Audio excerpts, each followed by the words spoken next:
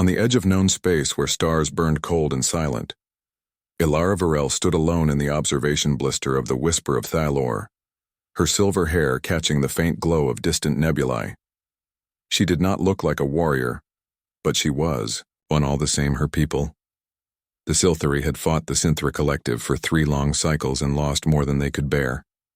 In her arms, she held something small and warm, something that should not exist, a void dragon hatchling its scales, black as collapsed stars shimmered with tiny points of light like trapped galaxies. Its eyes, large and golden, watched her with quiet intelligence. It had been found deep inside a dead Synthra dreadnought drifting near the ruins of Elysian 7. The Synthra had tried to cage it to control it, but the beast had broken free and killed its captors before curling into a ball of grief and exhaustion. Ilara had taken it not out of kindness, but necessity. The Silthari elders believed the void dragons were the only beings strong enough to pierce the Synthra's quantum shields, but dragons did not obey. They bonded, and bonding required trust, something Ilara had little of left. She had lost her brother in the fall of Thalor, her mate in the siege of the Crystal Spire, and now her world asked her to raise a creature older than time itself, with a heart already scarred by war. She was not ready.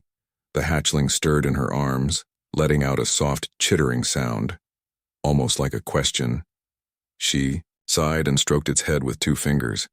The creature leaned into her touch, then sneezed a tiny puff of dark mist that curled like smoke before vanishing. She needed help, but the Silthari would never accept outside aid, especially not from humans, the young species that had only just crawled out of their gravity well 50 years ago. Yet they were everywhere now, building stations on asteroids, trading with a dozen alien races, and somehow always managing to survive against odds that should have crushed them. Rumor said humans understood creatures better than machines. They spoke to animals not with commands but with patience. They healed broken wings and tamed wild hearts without cages. So against every instinct, Ilara set course for New Haven, an orbital habitat floating in neutral space run by the United Earth Coalition. New Haven was loud, chaotic, and bright compared to the quiet elegance of Silthari ships. Music drifted from open doorways. Children laughed in zero-gravity parks, and the air smelled of roasted nuts and ozone. Ilara kept her hood up and her hand near the pulse dagger at her belt. She did not belong here. She found him in Sector G7, a small research pod labeled Xenolinguistics and Interspecies Communication. The name on the door read Kai Dawson. He was not what she expected. He was not tall or armored or sharp-eyed like the Silthari warriors. He wore a faded blue shirt with a coffee stain on the sleeve. His dark hair was messy, and his hands were calloused, but gentle as he adjusted a holographic display showing bird calls from old Earth. When he saw her, he did not reach for a weapon or call security. He simply smiled. "Can I help you?" Ilara hesitated, then lowered her hood, her violet eyes meeting his brown ones. "I have something that needs watching," she said, her voice low and careful. Only for a short time, Kai tilted his head. "Watching like a pet, not a pet," she said quickly. "A ward, a responsibility." He stepped closer and saw the bundle in her arms. The hatchling lifted its head and blinked at him slowly. Kai did not flinch, he did not stare. He just nodded. "Wow," he whispered. "Is that what I think it is?" "You have heard of void dragons?" she asked. "Surprised only in old Synthra war logs," he said. "They called them ghost eaters, said they could swallow missiles whole and vanish into the dark between stars." The hatchling made a soft clicking sound and stretched one clawed foot toward Kai. Ilara tensed, but Kai did not move closer. "He likes you," she said quietly.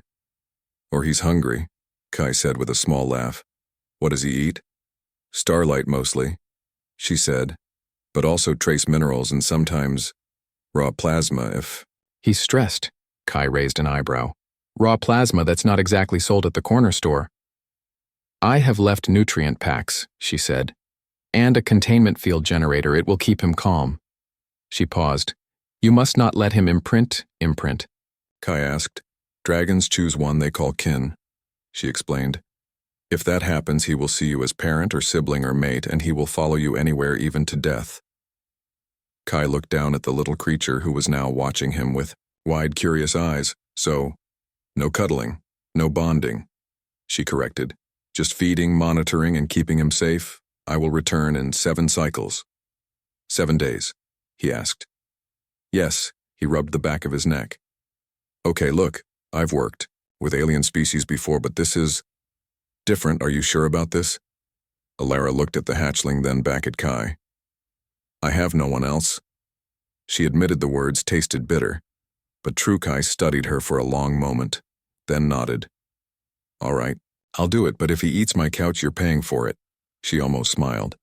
She showed him how to activate the containment field, how to read the hatchling's mood from the color of its scales, and how to play the low-frequency hum that soothed him when storms passed through the station. Then she placed the hatchling gently into Kai's arms. The moment the small body touched his skin, the dragonlet went still, then let out a soft purring sound like distant thunder. Kai froze. Is that good? Alara's eyes widened. He's never done that before. Kai looked down as the hatchling nuzzled his wrist with its snout. Hey there, little guy, he murmured. Alara stepped back. Remember, do not let him bond. Got it, Kai said. Though his voice was already softening, she turned and walked away without looking back, but halfway down the corridor. She stopped and glanced over her shoulder. Kai was sitting on a stool. The hatchling curled in his lap, one tiny wing draped over. His forearm, the human, was humming a quiet tune, something old and wordless. Alara felt a strange ache in her chest. She left quickly before it grew worse. Back on her ship, she reported to the High Conclave. They questioned her choice, but she stood firm. The human is calm, patient, and unafraid, she said. He does not seek power over the dragon, only care for it. The elders exchanged glances but said nothing. Meanwhile, on New Haven, Kai named the hatchling Vex because you're going to be trouble, he told it as he set up a soft nest of thermal blankets near a window that looked out at the stars that night. As Kai prepared a nutrient mix from the packs, Alara left. Vex watched him with full attention. When Kai spilled a drop on the floor, the dragonlet darted forward and licked it up, then looked up at Kai expectantly. Okay. Kai laughed. You're cute, but don't get any ideas. He sat cross-legged on the floor and let Vex climb onto his shoulder. The little dragon made happy chirps and tapped Kai's ear with its snout. Kai reached up and gently scratched under its jaw. Vex closed its eyes and purred. Louder. Hours passed like minutes, when Kai finally lay down to sleep. Vex curled against his chest, warm and steady. Like a living heartbeat. In the middle of the night, Kai woke to a soft voice. Dad. He blinked awake. The room was dark except for the starlight through the window. Vex was sitting up staring at him, golden eyes glowing faintly. Dad. The dragon said again, clear and soft. Kai's breath caught. He had not taught it that word. He had not even thought it. But the dragon had chosen, and in that moment something deep and ancient settled between them. Not by plan, not by order, but by need. Far away on her ship, Alara stared at the stars and felt a sudden chill, as if something had shifted in the fabric of fate. She did not know it yet, but the war was no longer just about survival. It was about family, and the most dangerous weapon in the galaxy now, called a human dad. Alara returned to New Haven sooner than planned. The High Conclave had called an emergency session. The Synthra were moving faster than expected, their fleets closing in on the outer colonies, and the Silthari needed every advantage they could get. She hoped the human had kept Vex calm and contained just as she asked, but when she stepped into Kai's research pod, she froze. The room was dimly lit. Soft music played from a small speaker in the corner, and Kai sat cross-legged on the floor. His back against the wall, Vex was curled half on his lap, half across his chest, fast asleep. One tiny claw hooked gently in Kai's shirt. Kai looked up and smiled softly. Hey, he whispered so as not to wake the dragon. Alara's eyes narrowed. You, let him sleep with you. He gets cold at night, Kai said simply, and he calms down faster when he's near me. She stepped closer, her boots clicking on the metal floor. Vex stirred, opened one golden eye, saw her, and let out a low warning. Growl. Alara stopped. He never growled at me before. He's protective, Kai said gently. Thinks I'm his. You were not supposed to bond with him, she said, her voice tight. I didn't try, Kai replied. He just decided. Before she could respond, the station alarms blared. Red lights flashed and a calm voice announced over the intercom. Synthra scout vessels detected at Perimeter Alpha. All non-essential personnel report to evacuation bays. Kai's face went pale. Here, Alara moved fast. We need to get him to the ship. But Vex was already awake now, standing on Kai's chest, wings flared, eyes blazing. He let out a sharp hiss and turned toward the door as if sensing danger through the walls. Kai stood quickly. Stay close to me, he told Vex. The dragonlet chirped and pressed against his leg. They ran through the corridors. New Haven was chaos. People shouted, children cried, and emergency bots rolled past, spraying fire suppressant from a small explosion near Docking Bay 3. Then the lights flickered and died, replaced by the dim red glow of emergency power. A deep shudder ran through the station. Something had hit the outer hull. They're boarding, Alara said. Drawing her pulse dagger, Kai grabbed a metal pipe from a maintenance cart. I've got this. You cannot fight Synthra with a pipe, she snapped. I don't have to, he said. I just have to buy time. They turned a corner and froze. 3 Synthra drones hovered in the hallway, sleek black machines with glowing red sensors and plasma cutters for arms. They turned as one and raised their weapon. Solara lunged, but Kai grabbed her arm. Wait, he stepped forward slowly, hands raised. We're unarmed, he said.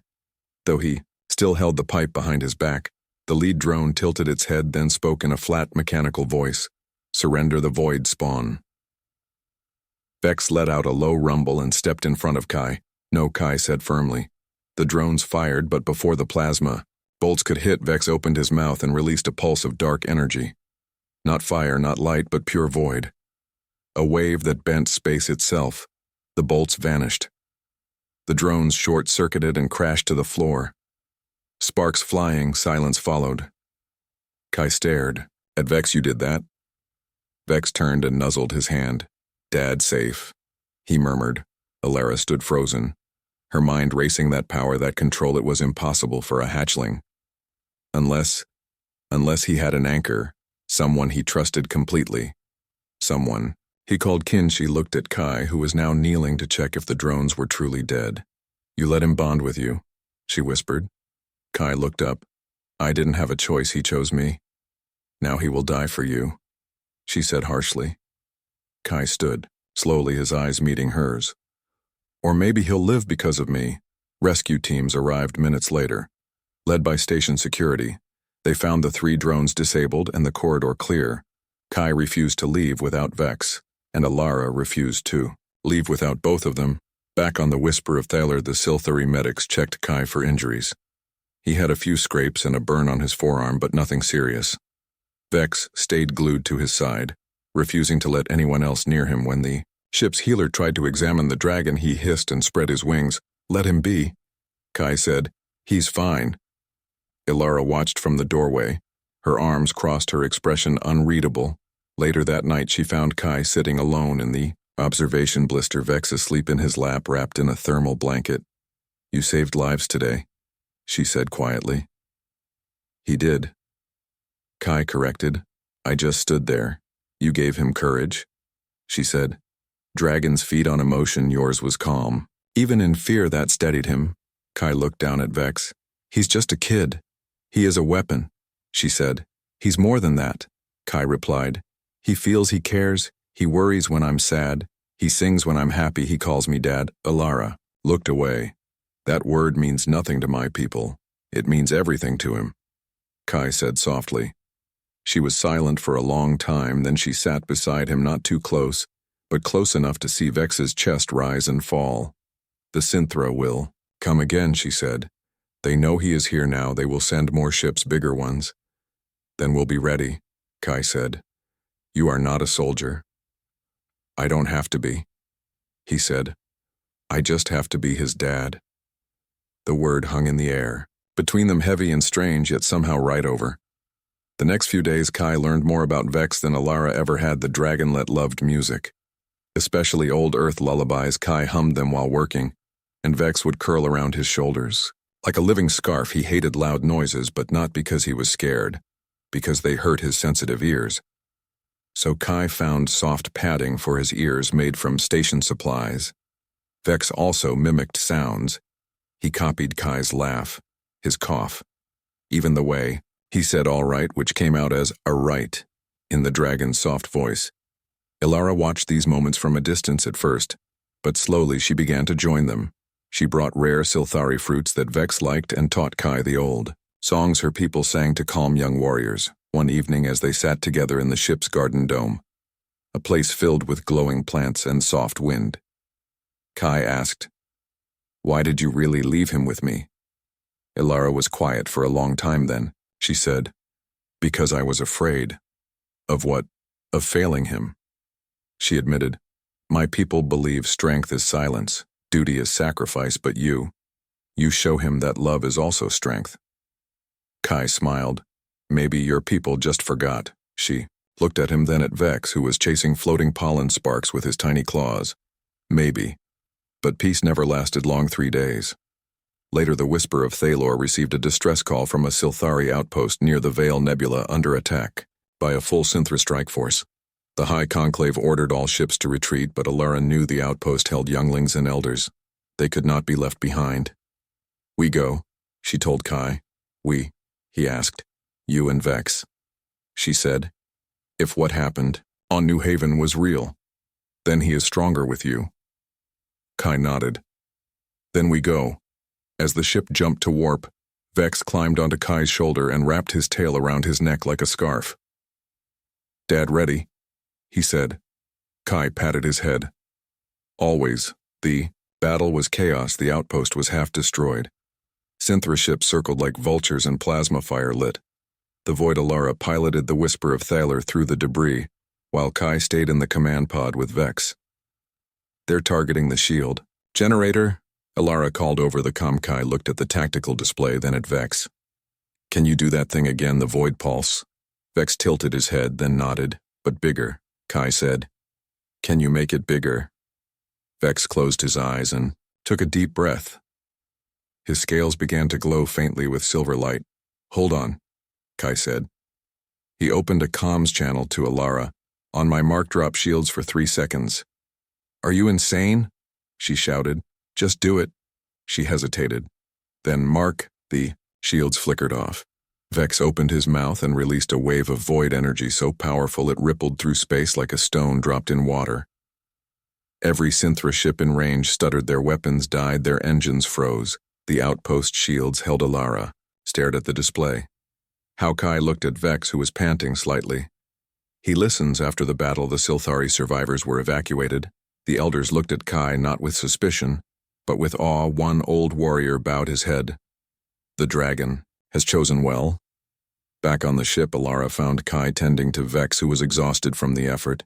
"You pushed him too hard," she said. "He wanted to help." Kai replied.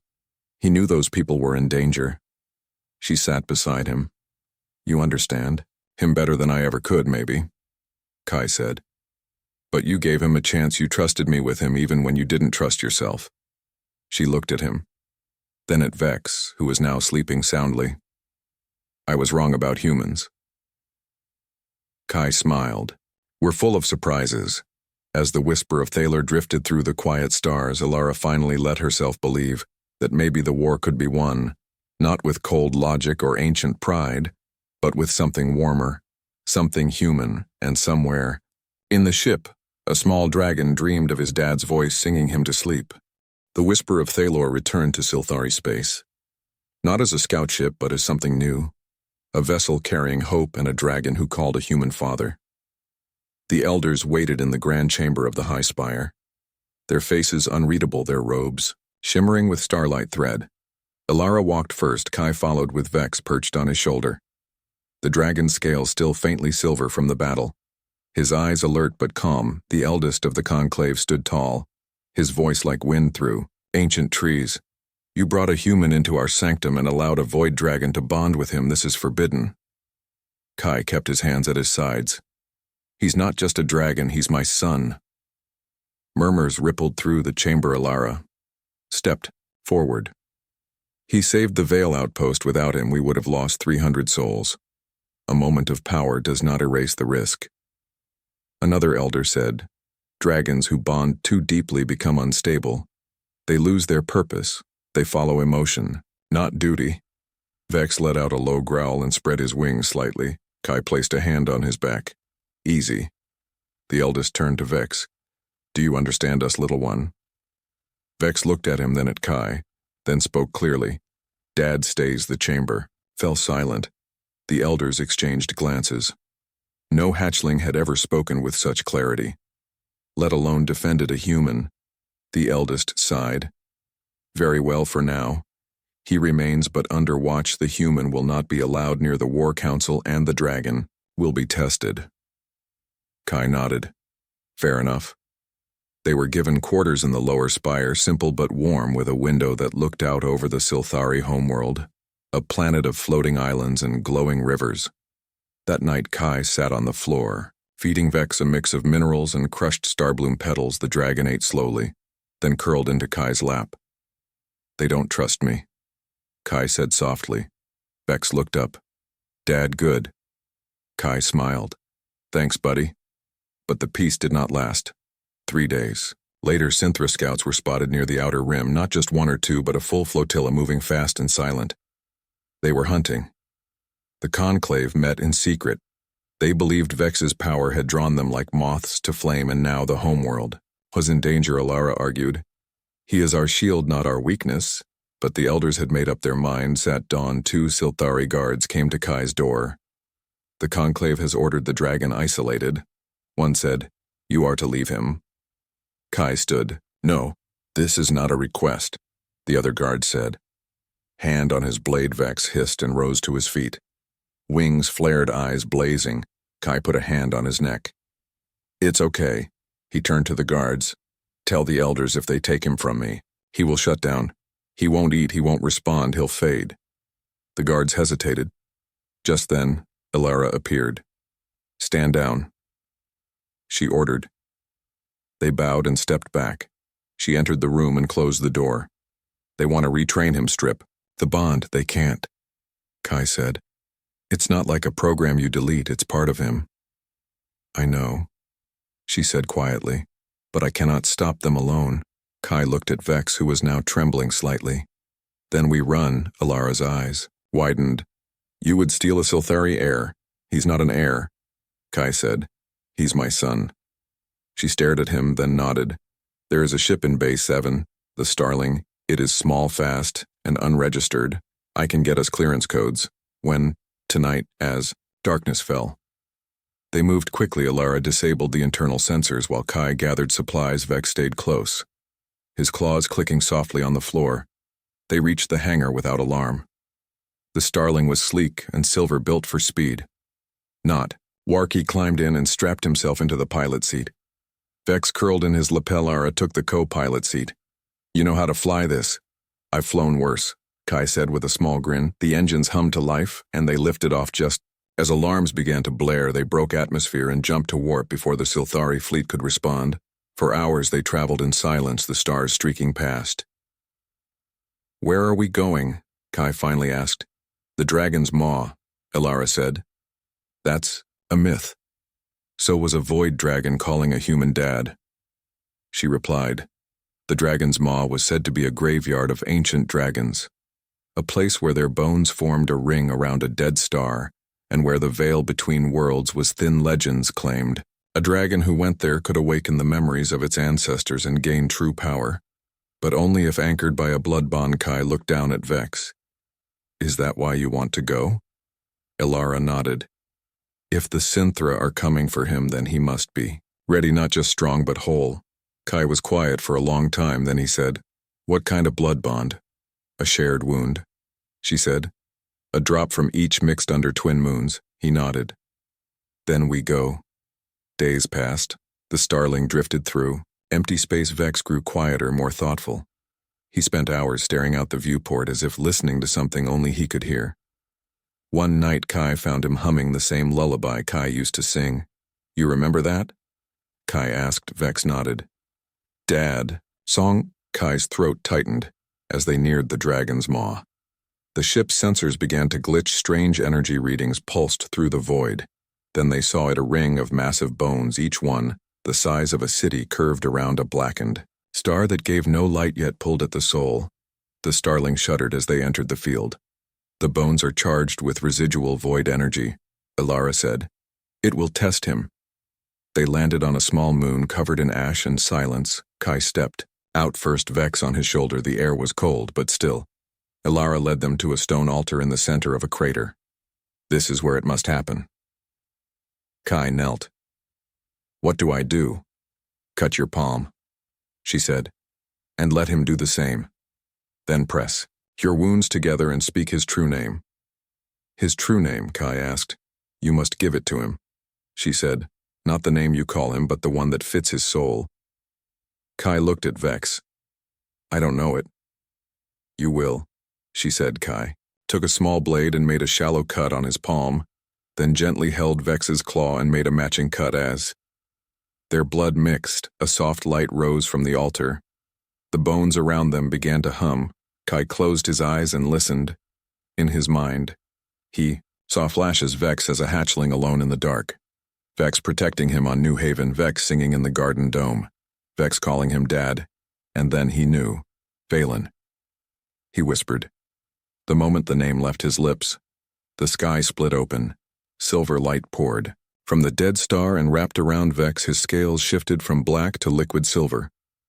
His wings grew longer. His eyes blazed with ancient fire. He rose into the air and let out a roar that shook the stars. Then he landed gently before Kai and bowed. His head, Father, he said, his voice deeper, richer, filled with power and love. Kai touched his snout, tears in his eyes. Always, Ilara watched in awe. The legends were true, but they had left out one thing. The bond did not make the dragon weaker, it made him whole back on the ship.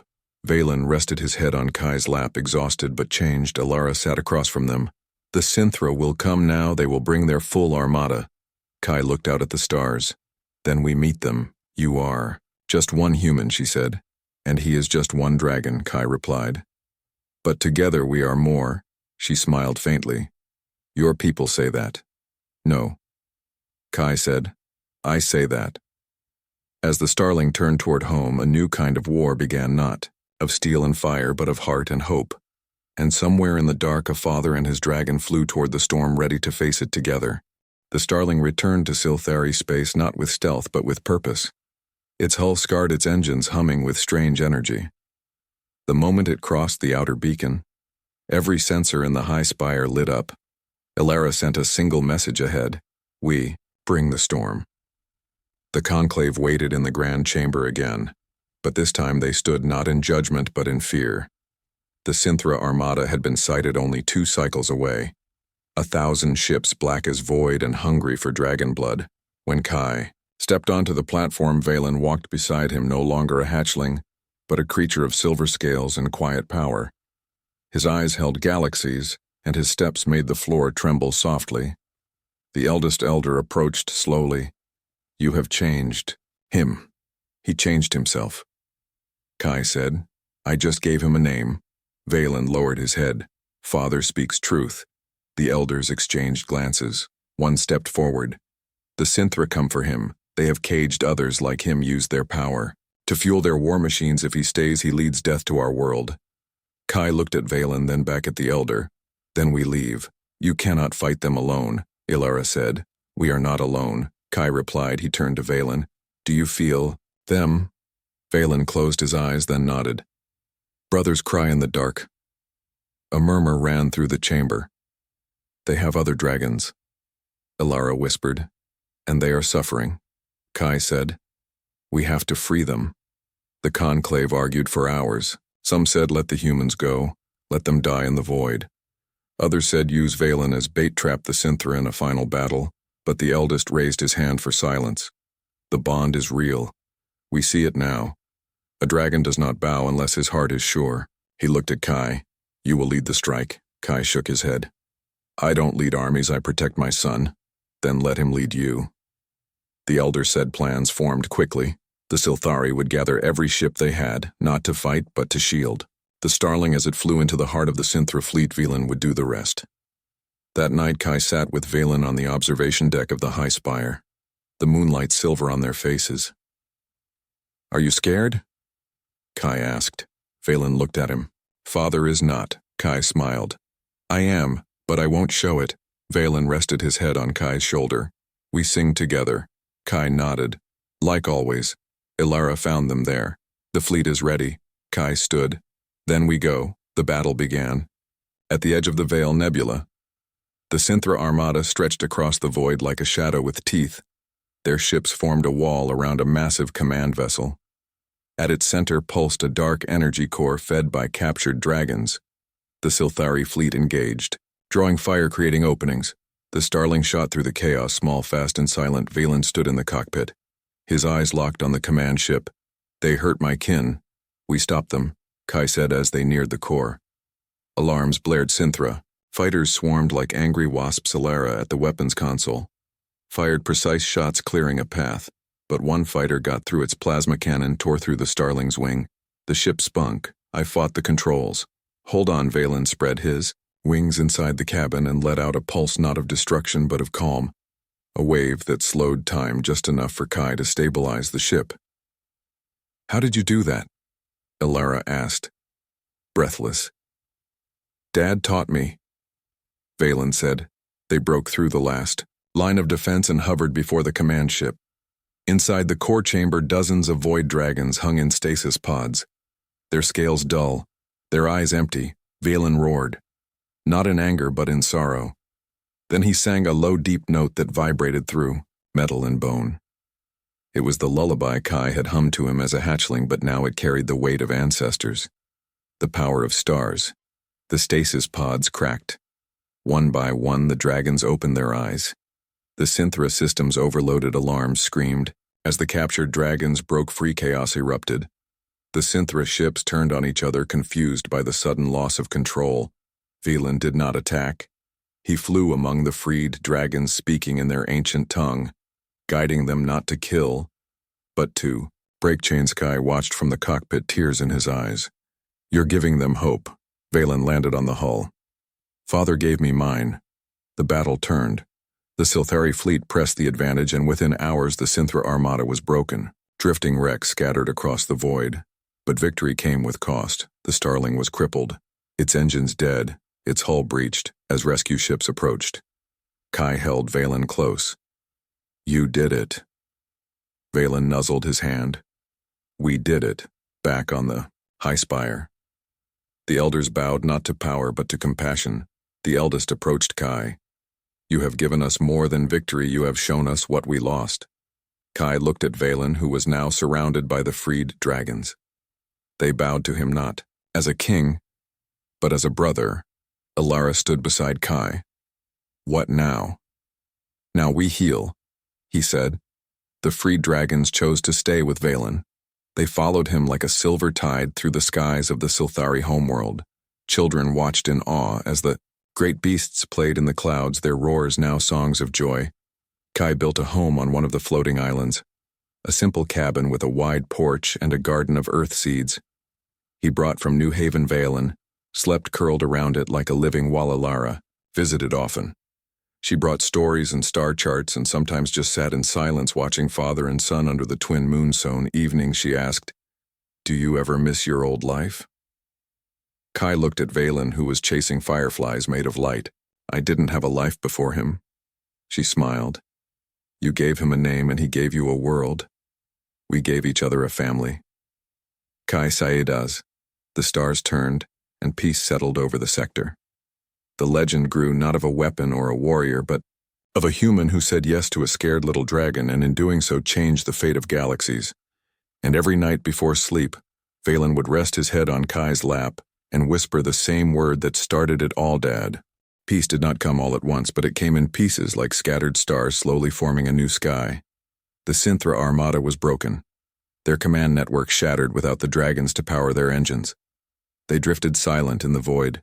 Some surrendered, others vanished into the dark corners of space, never to return. On the Silthari homeworld, life began again. The floating islands bloomed with light. The rivers sang and the air carried the soft hum of dragon song. Kai lived in his cabin on the western Rim of the sky arch, a place where clouds brushed the ground and stars seemed close enough to touch. Valen stayed with him. Always. Sometimes curled around the porch, sometimes soaring high above, watching over the land like a silver guardian. The freed, dragons chose to remain not as soldiers but as kin. They built nests in the crystal canyons and played with Silthari children who no longer feared them but called them friends. Alara visited often. She brought supplies, news, and sometimes just sat with Kai as they watched Valen teach the younger dragons how to glide on thermal winds. One morning she arrived with a message from the High Conclave. "They offer you a seat on the council," she said. "A voice for humanity among us." Kai shook his head as he stirred a pot of root tea. "I'm not a politician." "You are more than that," she said. "You are the bridge." He looked at Valen, who was napping in the sun. "My place is here." Ilara smiled. "I told them you would say." That she stayed for the day, helping repair the garden fence. Valen watched them with half-closed eyes, content in their quiet company. But peace, like all things, needed. Tending rumors came from the outer rim. Scattered Synthra remnants were gathering. Again, not to fight but to survive, they sent signals not of war but of plea. They had lost their masters, they had no home. The conclave debated what to do. Some said, destroy them before they regroup. Others said, ignore them. Let them fade. Kai listened to the reports, then spoke to Valen. "What do you feel?" Valen closed his eyes, then said, "They are empty like I was." Kai nodded. "Then we helped them." Alara was surprised. "They hunted you, they caged your kin." "They were broken too," Kai said. "Maybe we can fix them." So a new mission began, not with weapons but with open hands, Kai. And Valen flew the rebuilt Starling, now named the Lullaby, to the edge of known space. They found the Synthra remnants not as war machines, but as hollow shells, their red eyes dim, their movements slow. Valen landed before them and sang the same song he used to free the dragons. The Synthra did not attack. They knelt one by one, they powered down. Not in surrender but in trust. The Silthari were wary, but they followed Kai's lead. They offered the Synthra a place in the outer colonies, not as enemies but as builders. Slowly the machines learned to create, not destroy. They built homes, not weapons. They planted light gardens instead of war. Gridsit was not perfect, but it was a start-back home. Kai sat on his porch one evening, the twin moons rising over the islands. Valen lay beside him, his head resting on Kai's lap. "Do you ever wonder what would have happened if she never left?" "You with me?" Kai asked. Valen opened one golden eye. "I would be dark," Kai smiled. "Me too." They sat in silence as fireflies danced in the air. Ilara appeared on the path, her steps soft on the stone. "The conclave has made a new law." "Oh," Kai said. "No Silthari child will be taught that emotion is weakness," she said. "They will learn your story, how love made a dragon strong." Kai looked down at Valen. "It was never just love, it was trust." "Same thing," she said. She sat beside them, and for a long time they watched the stars. Days turned to weeks, weeks to months. Valen grew not in size but in wisdom. He began to teach the young dragons not just how to fly but how to listen, how to care. Kai wrote letters to New Haven, telling old friends about his life among the stars. He sent seeds from the Silthari gardens and recordings of dragon songs. Sometimes he missed Earth, the smell of rain on pavement, the sound of city life. But he never regretted his choice, because every morning Valen greeted him with a soft "Dad," and every night he fell asleep to the sound of wings folding gently around the cabanon. After noon, a small Silthari child came to the cabin. Shy and wide-eyed, she held out a drawing. It showed a man, and a dragon under 2 moons for you, she whispered. Kai took it. "Thank you." Valen lowered his head so she could touch his snout. She giggled and ran off. "We are famous," Kai said. "We are family," Valen replied as the seasons turned. The legend of the human and his dragon spread across the galaxy, not as a tale of war but of healing. Other species came to learn how to bond with creatures not as masters, but as partners. The Silthari opened their archives, shared their songs, and, for the first time in centuries, they laughed without shame. Kai never asked for thanks, he never wanted glory. He only wanted his son to be safe, happy, whole. And Valen gave him the same one evening as the sky turned deep. Violet. Valen stood at the edge. of the island looking out at the endless star sky joined him, thinking, remembering. Valen said the dark, the fear, the loneliness. And now, Kai asked. Valen turned and nuzzled his hand. Now I have Dad. Kai's eyes grew wet, but he smiled. Always far below in the valleys, the freed dragons sang their evening song, a harmony of old and new voices rising into the night. Elara watched from a distance, her heart full. She had come to this place seeking a weapon she found. Something better, a father, a son, and the quiet truth that the strongest force in the universe was not power or pride. It was love given freely and returned without fear. As the twin moons reached their peak, Valen spread his wings and let out a soft roar, not of warning but of joy. Kai stood beside him, hand resting on his silver scales, and somewhere in the vast dark, a little dragon's voice echoed one last time, clear and sure, Dad.